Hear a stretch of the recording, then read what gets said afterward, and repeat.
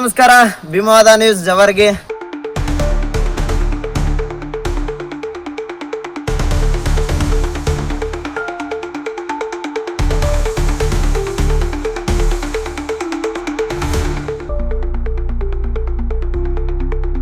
ಕರ್ನಾಟಕ ದಲಿತ ಸಂಘರ್ಷ ಸಮಿತಿ ಭೀಮವಾದ ವತಿಯಿಂದ ಹಾಗೂ ಹನುಮಾನ್ ನಗರ ಸಾರ್ವಜನಿಕರು ಇಂದು ಮೂಲಭೂತ ಸೌಕರ್ಯಕ್ಕಾಗಿ ಪ್ರತಿಭಟನೆ ನಡೆಸಲಾಯಿತು.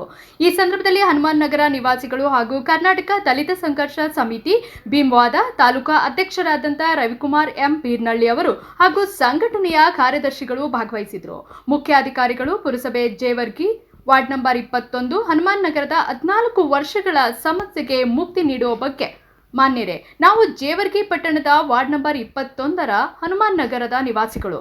ನಾವು ಕಳೆದ 13-14 ವರ್ಷಗಳಿಂದ ಇದೇ ಬಡಾವಣೆಯಲ್ಲಿ ವಾಸವಿದ್ದರೂ ಇಂದಿಗೂ ನಮಗೆ ಕನಿಷ್ಠ ಮೂಲಭೂತ ಸೌಕರ್ಯಗಳು ಸಿಕ್ಕಿಲ್ಲ ಎಂಬುದು ಅತ್ಯಂತ ವಿಷಾದದ ಸಂಗತಿ. ನಮ್ಮ ಬಡಾವಣೆಯಲ್ಲಿ ಕೆಳಗಿನ ಸಮಸ್ಯೆಗಳು ತುರ್ತಾಗಿ ಬಗೆಹರಿಯಬೇಕಿದೆ. ಸಿಸಿ ರಸ್ತೆ ಮತ್ತು ಚರಂಡಿ 14 ವರ್ಷಗಳಿಂದ ರಸ್ತೆಗಳಿಲ್ಲದೆ ಮಳೆಗಾಲದಲ್ಲಿ ಓಡಾಡುವುದು ಅಸಾಧ್ಯವಾಗಿದೆ. ಚರಂಡಿ ಇಲ್ಲದೆ ಕೊಳಚೆ ನೀರು ರಸ್ತೆಯಲ್ಲೇ ನಿಂತು ರೋಗಗಳು ಹರಡುತ್ತಿವೆ. ಮಹಿಳೆಯರ ಶೌಚಾಲಯ, ಹೆಣ್ಣು ಮಕ್ಕಳಿಗೆ ಸಾರ್ವಜನಿಕ ಶೌಚಾಲಯದ ವ್ಯವಸ್ಥೆ ಇಲ್ಲದೆ ತೀವ್ರ ತೊಂದರೆ ಅನುಭವಿಸುತ್ತಿದ್ದಾರೆ. ಹಲವು ವರ್ಷಗಳಿಂದ ಕೇಳುತ್ತಿದ್ದರೂ ನಮ್ಮ ಬಡಾವಣೆಯನ್ನ ನಿರ್ಲಕ್ಷಿಸಲಾಗಿದೆ.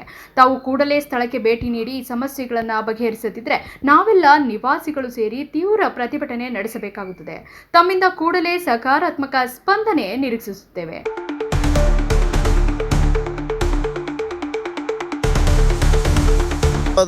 ಈ ಥರ ರಸ್ತೆಯಲ್ಲಿ ಜನಗಳು ಯಾವ ಥರ ಹೋರಾಡ್ಬೇಕು ಹೇಳ್ರಿ. ಸುತ್ತಮುತ್ತ ಕಂಟಿ ಎಲ್ಲ ಇದೆ. ಯಾವ ಸಂದರ್ಭದಲ್ಲಿ ಏನಾಗುತ್ತೆ ಅನ್ನೋದು ಗೊತ್ತಾಗಲ್ಲ. ಇದಕ್ಕೆಲ್ಲ ನೇರ ಹೊಣೆ ಅಧಿಕಾರಿಗಳನ್ನಕ್ಕೆ ಜನಗಳು ಹೇಳ್ತಿದ್ದಾರೆ.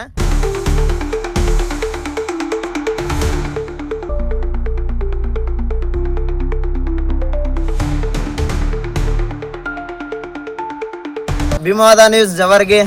ಇವತ್ತು ನಾವು ಬಂದಿರೋದು ಹನುಮಾನ್ ನಗರ ಜವರ್ಗಿ ತಾಲೂಕಾ. ಏನಪ್ಪ ವಿಷಯ ಅಂದರೆ ಇಲ್ಲಿ ಮೂಲಭೂತ ಸೌಕರ್ಯಗಳು ತುಂಬ ವರ್ಷಗಳಿಂದ ಯಾವುದೇ ಥರ ಕುಂದುಕೊರತೆಗಳನ್ನು ನೆರವೇರಿಸ್ತಿಲ್ಲ.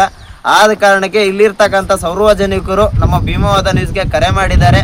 ಆ ಕರೆ ಮುಖಾಂತರ ನಾವು ಈ ನಗರದಲ್ಲಿ ಯಾವ್ಯಾವ ಸೌಕರ್ಯ ಇಲ್ಲ, ಇಷ್ಟೊಂದು ಕುಂದುಕೊರತೆ ಇದೆ ಅಂತ ನೋಡಿಕೊಂಡು ನಮ್ಮ ಭೀಮವಾದ ನ್ಯೂಸ್ ಮುಖಾಂತರ ಜನಗಳ ಎದುರುಗಡೆ ಮತ್ತು ಅಧಿಕಾರಿಗಳ ಎದುರುಗಡೆ ಹಾಗೂ ಇಲ್ಲಿರ್ತಕ್ಕಂಥ ನಮ್ಮ ಶಾಸಕರ ಎದುರುಗಡೆ ತರಬೇಕಂತ ನಾವು ಬಂದಿದ್ದೀವಿ.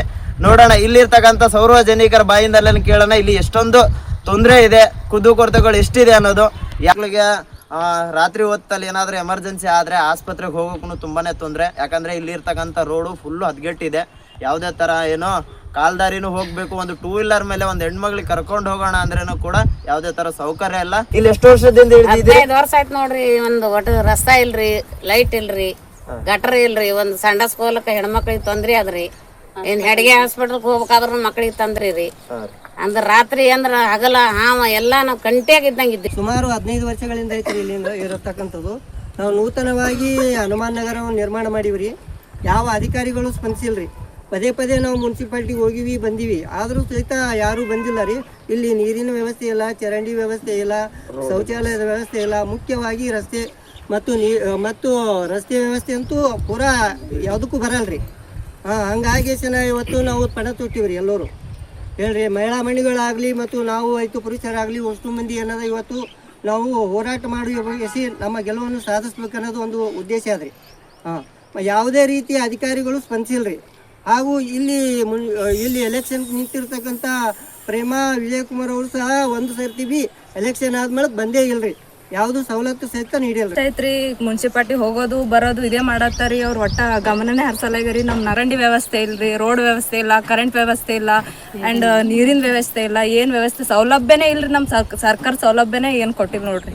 ಎಲೆಕ್ಷನ್ ಮಾಡ್ದಾಗ ಅಷ್ಟ ಬಂದ್ ಕೇಸೆ ಅದು ಮಾಡ್ತೀವಿ, ಇದು ಮಾಡ್ತೀವಿ, ಅದು ಮಾಡ್ತೀವಿ ಇಷ್ಟೇ ಅಂತಾರಿ. ಬಿಟ್ರ ಎಲೆಕ್ಷನ್ ಆದ ನಂತರ ಒಟ್ಟ ಒಬ್ರು ಈ ಕಡೆ ಬರಲ್ರಿ. ಮೆಂಬರ್ಗೆ ಯಾವತ್ತಾದ್ರೂ ಬಂದು ಒಂದಿನಾದ್ರೂ ನೋಡಿರ್ಬೋದಲ್ಲ? ನೋಡಿಲ್ರಿ ಅಂತ ಹೇಳ್ತಿದೀನಿ. ಇಲ್ಲಿ ಇರ್ತಕ್ಕಂಥ ಕುದ್ದು ಕೊರತೆಗಳನ್ನು ಬಗೆಹರದಿದ್ರೆ ಇವರು ಬರೋ ದಿನದಲ್ಲಿ ಉಗ್ರವಾದ ಹೋರಾಟ ಮಾಡ್ತೀನಿ ಅಂತ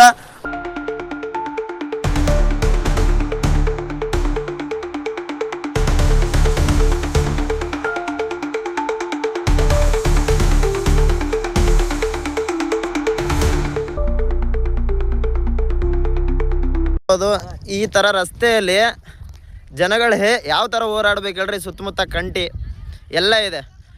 ಯಾವ ಸಂದರ್ಭದಲ್ಲಿ ಏನಾಗುತ್ತೆ ಅನ್ನೋದು ಗೊತ್ತಾಗಲ್ಲ. ಇದಕ್ಕೆಲ್ಲ ನೇರ ಹೊಣೆ ಅಧಿಕಾರಿಗಳನ್ನೋಕೆ ಜನಗಳು ಹೇಳ್ತಿದ್ದಾರೆ.